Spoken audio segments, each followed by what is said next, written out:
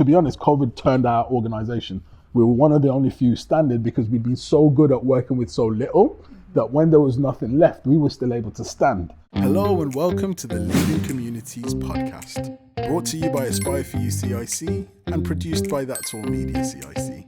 I'm Kit Shawande and I'll be your host. Hello and welcome to another episode of Leading Communities. So this is part of our internal series. So we will be talking to more of our team members and just exploring bits and bobs that we are doing behind the scenes, as well as then how that links into communities that we're working with. And I hope you're enjoying the insights, the little sneak peeks, but also where possible, we're helping people take some of this guidance and use it for their own settings or thinking about their own opportunities. So today with me is Sarah, who's joined us for helping develop our opportunities and our operations. I call her sort of the operations lead and everything that's all about being the go-to guy. Sarah, do you want to maybe introduce yourself and a micro backstory? Yeah, so I'm Sarah, so I'm the admin and office manager. I have previous experience within sort of similar roles, but just within sort of different sectors and different environments. I've worked as a business manager in a state school. I've worked in the office in a private school, and I've also done work within the sort of student accommodation sector, but all within sort of an operational background. Cool. So what would you say you've maybe learned about the third sector since joining us? The main thing that I've learned about the third sector, I would say, is it's a different environment to those that I'm used to. One of the things that I've noticed is the amount of freedom that you have in terms of choosing your own sort of systems that you work with, choosing your own platforms. In sort of like the state schools, it was very much you were delegated these systems. I think I've also learned that with that freedom comes sort of a lot of additional work, because us as like the operations team, we have to sort of go out and do the research into these systems. So it's rewarding in a way, because when we see sort of a system that we've implemented from start to finish, we know that we've chose that, and we've chose that based on the sort of needs of the organisation. So with great freedoms comes great That's it, yes. responsibilities. Cool. Exactly. And in that sort of journey, are there any highlights in your journey so far? Like anything just noteworthy, things that have made you think differently? I think the highlight for me is having more interaction, I'd say, with the directors, because I think in a larger company you wouldn't necessarily have that relationship. You would very much be sort of working behind the scenes and they would be in a different space completely. It's been really refreshing being able to work with the team so closely that are actually sort of out on the field and that are making it happen. I haven't really had experience of that. It's always been sort of behind closed doors. So yeah, it's just been refreshing to see how different environments work. And I think you've had to definitely put up or adjust to a lot of things in a short space of time, because there's a lot of stuff that we do is unorthodox, is like the phrase kind of thing. In the work that you're doing now, what are the opportunities that you see where you feel like you are able to influence change or impact change? I would definitely say I can impact change more on sort of the systems that we're using. So for example, it's been a really sort of exciting time to join the organisation, because we are in the midst of restructuring. For example, we've recently just introduced a new HR management platform. And we've chosen a platform that, we've done a lot of research behind the scenes into how it's going to work best for us, how it's going to work best for the team. So in a way, it's rewarding seeing that sort of process. And I think as well, what I've found about the third sector is there's room for error, because we can sort of trial these things, and because we're sort of ever evolving, if it doesn't work first time round, we've got that freedom to change it and maybe see what we didn't see before. So we're always learning. So I think for me, that's where I can have the biggest impact. And I think in terms of any organisation, if you've got sort of a smooth operational background, you're going to see results all the time. And my empathy definitely lies for you guys, because I come from a world where you have to think whilst you're moving and adjust. So there's no set rules, like whatever we did today, everything can change by Friday. And your guys' roles, as you and the team and the other guys, is trying to find standardization and find processes and start to make rules where there previously weren't any rules. And in our transition into what you might call certain type of formalities, because that affects like traceability, trackability, we're moving from entrepreneurial phase into what I would call like product market fit. Product market fit then means that we're getting the right types of consistent customer need, And as we start to satisfy the customer consistently, then all the systems can become a lot more consistent. So that's probably then where it will be good to just give people an insight of what systems are you exploring? What have you tested? How long are you spending testing them? And all of this is in the hope that it gives people an idea of, at least for us, we're trying to legitimize our world and our industry. And we're trying to show people that we are eating our own dog food. We're not just buying things on the shelf, off the shelf. So explain the process of, before we even take on a certain app or a certain provider, how many test conversations do we have? How do we grill the provider to make sure that they can serve us? A lot of work goes on behind the scenes in the initial stages. So we'll have several meetings just as an operational team to map out our requirements for a certain software. I'll just give you an example. So we've been working a lot on our cybersecurity recently, and in order to be compliant, one of the apps that we've been trialing is a device management system. We do have a lot of sort of employers that work remotely, that work in different offices. So it's a system that allows us to have that control and have that security over the devices that we use. So really it's about setting out our requirements. We contact these companies who sort of look good on paper, who tick our boxes, and initially we'll have sort of a consultation meeting, and if that sort of sounds good on our end, we'll go forward with a demo. We've done a lot of sort of free trials, so behind the scenes there's been a lot of sort of systems that we've been trialing pretty much sort of at the same time. So I think the thing is for us, we've just got to keep on top of it, because obviously with these free trials, you know, they've got a time limit on them, so we need to do our thorough sort of research, but also make a decision that's going to work for us. And it would be a case sometimes that, you know, the ones that we've shortlisted aren't necessarily right for us, so we'd have to go back and start at the beginning. You've given a snippet that in cybersecurity is one area that we're trying to up our game and legitimize and make sure that everything that we do is safe and correct. What other areas are we strengthening in terms of operations? We're really strengthening within our operations our quality management systems, which effectively just ensures consistency within the business, consistency with all of our procedures and policies that we do. So we've been restructuring all of our standard operating procedures, and that ranges from sort of HR SOPs all the way through to project SOPs, and it allows us to maintain that quality and maintain that consistency, so we can ensure that the service we deliver is 100% effective. Yeah, so cyber, making sure our equipment and everyone's data is safe fundamentally. Yeah. Thinking about quality management system, that's really about us now making sure that the quality of whatever we're delivering is consistent. Now, this is how I look at it more, but the QMS is more important, or very important for me, because it's also about our ability to catch mistakes.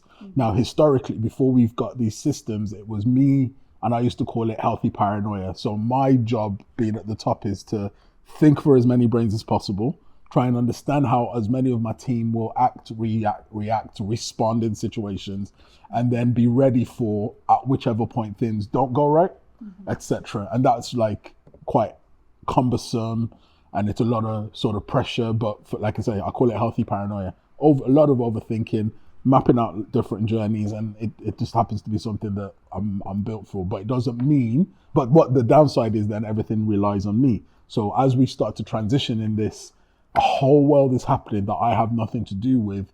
These are the places where people like yourselves are unbelievably valuable.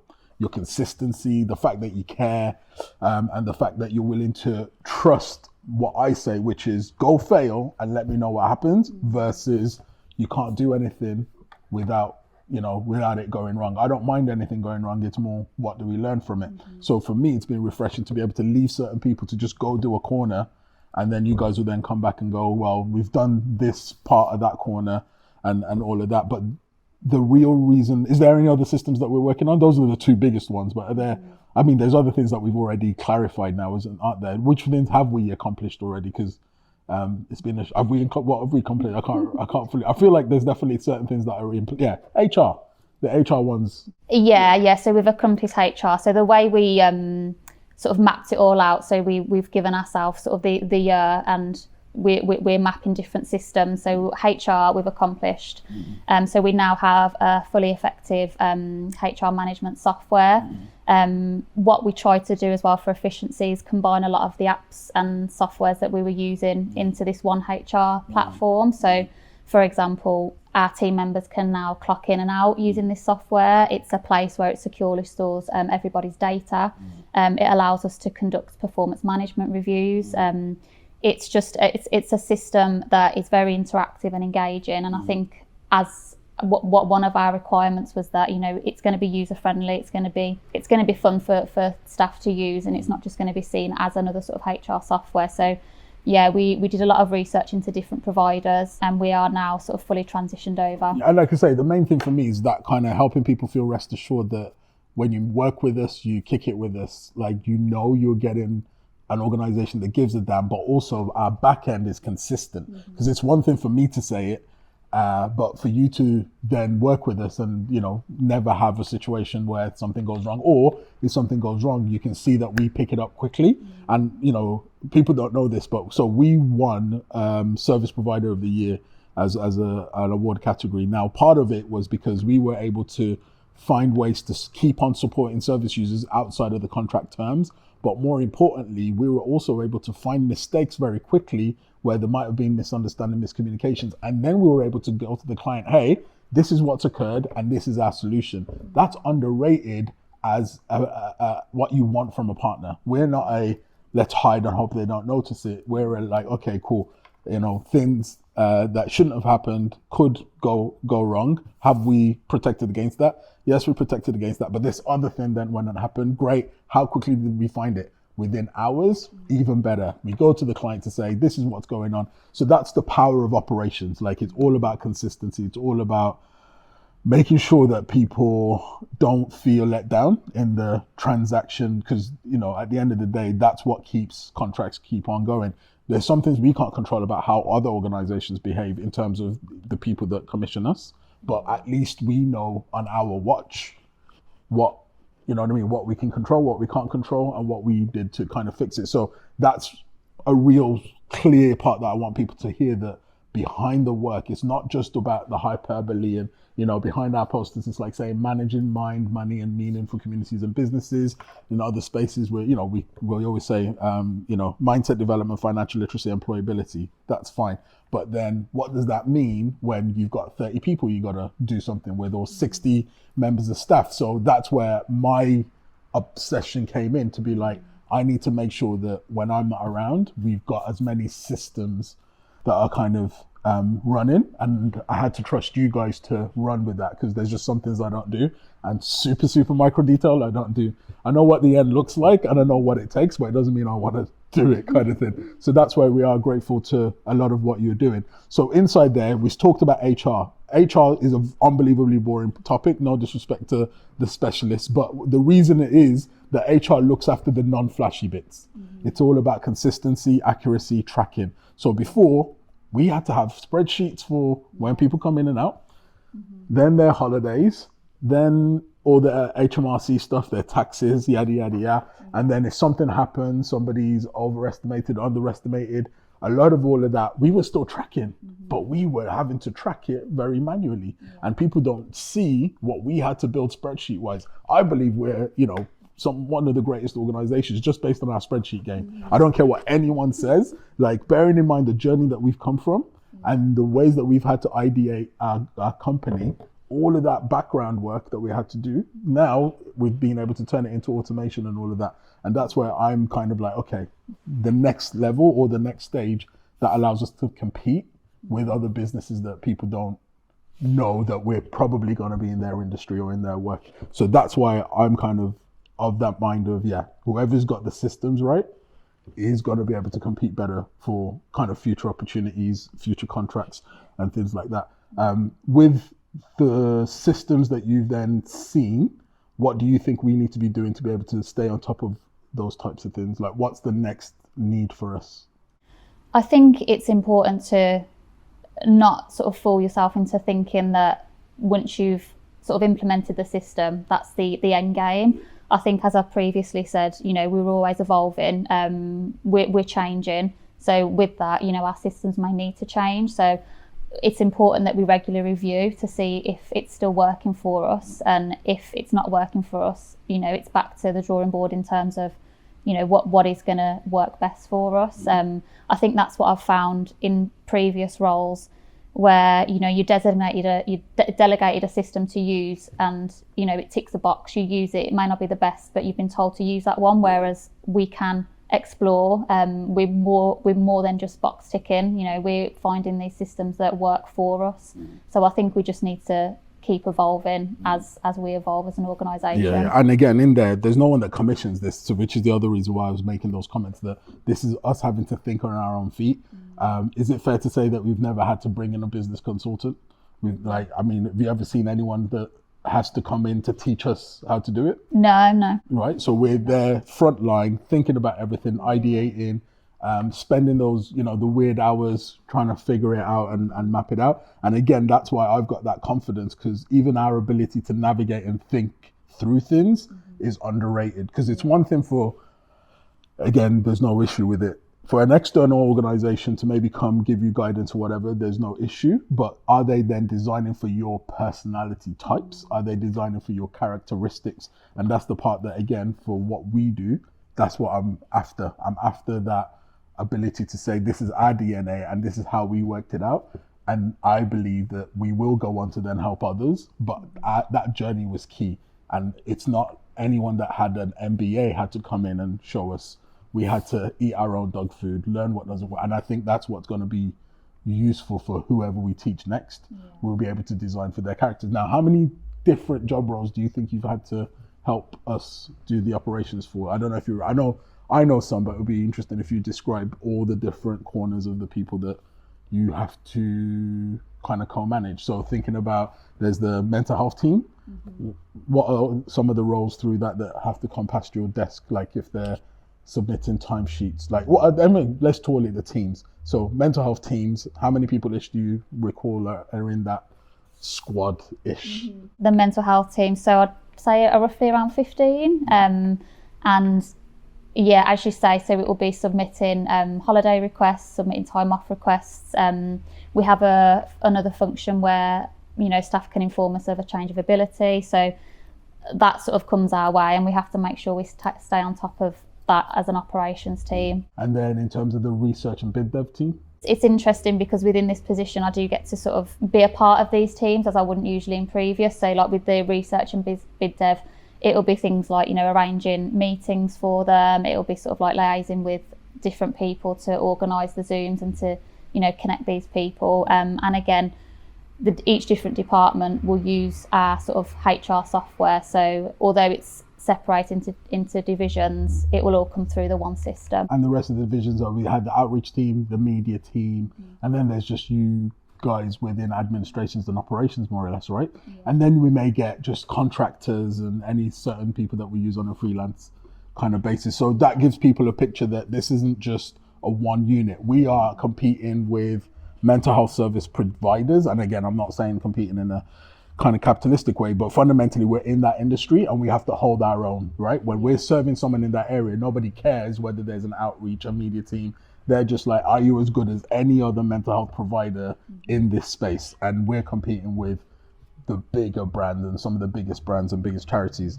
Then when it comes to community outreach and community engagement, we're also competing on that front. Everybody's, lots of organizations are doing that. When we're delivering that service, nobody wants to hear what else is going on in mental health, blah, blah, blah. No one wants to hear what's going on, right? Bid dev, research, like finding data to help the quality of our bids, but also research about what's coming next. Because part of what we want to do is develop other people's skills, talk about what's coming. So, that's a whole team in itself. And then obviously in terms of outreach, those guys are learning the real things and then kind of bringing it out. So I'm saying that for everyone to know that there's a legit thing here, and I'm proud because I remember when I started this when there was nothing, and I'm proud that I think how many years on now, 7, 8 years on, we're in the right kind of spaces, and yeah, a lot of things are turned around. So that's why we wanted to show more about the insights. Anything from you that you have been maybe reflecting on, or any other kind of highlights or things that you think the average person that doesn't even know what non-profit organizations do should know? Anything that like a surprise, an insight, anything like that? I think in terms of an insight, I would say, people may see this as a 9-to-5 job, and it's so much more than that. I think what I've learned is, it's really the passion and the commitment that drives a lot of the team. Nothing is guaranteed sort of within the third sector. You've got to go out there and you've got to fight for it, and you've got to be flexible. And I've really noticed that with the different departments, everybody is here for a reason. Everybody believes within the organisation. At least everyone that's still standing believes, and I think we don't talk about that enough. So I'm quite weird, and you could argue strict, but I'm a massive believer that like we're not going to get through, especially in the world where people and things get cancelled. Like there's a lot of business that gets done because you're favored, and that's not wrong. It's part of capitalism, and in capitalism you're supposed to have what they call an unfair advantage. However, being favored versus being effective are two different things, and we found out in COVID that some favored organizations weren't able to deliver through COVID. Then the effective ones were, and to be honest, COVID turned our organization. We were one of the only few standing because we'd been so good at working with so little that when there was nothing left, we were still able to stand. And again, this is where it's a weird metaphor, but metaphorically, we're actually probably like a COVID in the sense that it's a small organism that's able to resist other types of interventions in order for it to proliferate. And your ability to outstamina the situation is the only game left in capitalism. If you're not favored and you can't talent because we're not a tech company, so we can't out talent in there, but we can outthink and out grits, right? So I'm saying that because that is part of why our DNA looks the way it does, and therefore some people may not stay in the organization because there's a time where there's a perfect fit, and then there's a life change, or our business changes, so the things that we were able to tolerate before, we can't tolerate as much. We can't give as much leeway because at the end of the day, it's all about the client and the service users. So if we're ending up letting people down because we're tolerating things that don't serve them, organization is no longer effective and person doesn't get served. So I'm saying that because it's one part of, here's all the things we do, but we have to have difficult conversations and let people go and all of that. Do you want to say a tiny bit about the difficult conversations you've seen? And I don't, free license of commentary even about me and the way I handle things, handle people, and even, when you've seen arguments that we've had, what's your take on those? Because again, it would be interesting for me from just outside in, like how does it look versus how I perceive it? Do you mean in terms of the team? Anyway, I don't think you've seen me doing conflicts outside of the team. I would say for awkward conversations, obviously having to let people go because contracts have come to an end and projects haven't been recommissioned, which is always not a pleasant experience to have, but it's handled in a professional way, and it's sort of out of our control if these projects aren't being commissioned. So I think as long as team members sort of know from the get-go what the situation is, but I've noticed those sort of awkward conversations. And how often do you think I sound the horn before the situation comes? Is it nothing and then bam, people let go, or do I sound the horn ahead of time? No, you definitely sound the horn ahead of time, and I think you'll give people enough notice in different ways, which may not be a direct conversation, but it's giving them opportunities to sort of see what's happening and see the impact that it could have if things don't necessarily take form. So there's definitely steps before that awkward conversation has to take place. And it allows people to sort of take accountability for their own actions, I feel, I think there's times where people don't hear what I'm saying, or they think I'm being extra, because it might get mixed in with other messages, but that is also a part of the thing, which is my job is to see what's coming and then try and get everyone there, but obviously not scare, but at least to say there is an iceberg right ahead. I think I can do this if my team can do that. Or if my team can't do that, then I have to go and do this. And that is a lot of, again, what I call that healthy paranoia. We can win a contract. And at the same time, I'm also saying, so this is how we're going to lose it. because I know that's part of business, you know what I mean? Just to interrupt you there, I remember once I was scheduling in a meeting with somebody you'd already had previous interactions with, and he actually described you as a two-brain thinker, because of how your sort of brain works, and you're always thinking of sort of the first step and the possibilities. So yeah, I've definitely seen that. So yeah, I think that's it really. Just want to give people a snippet of kind of what you guys have to put up with, including putting up with me, but also what does it take for the machine to go? I think, again, you've not really had a chance to see our Norfolk stuff. Not yet, no. So eventually we want to but as we start to get that nationwide, us being able to standardize things matters, because I can't save everything if something's going on in Kent, something's going on in Medway, and something's going on in the West Midlands. So yeah, thanks for kind of having the faith, trusting the situation and the system. And I'm hoping that, as more of the other guys come through, we can give people a picture of what it takes to lead the people that kind of trust us and all of that. So I hope that was useful, guys. Another episode of the Leading Communities podcast. This is part of the internal series. Join us for more. Thanks for listening. Don't forget to keep up to date with all things Leading Communities. You can follow Aspire4u at A4U CIC. To follow That's All Media, search at That's All Media. You can also join us on Facebook at Leading Communities Podcast.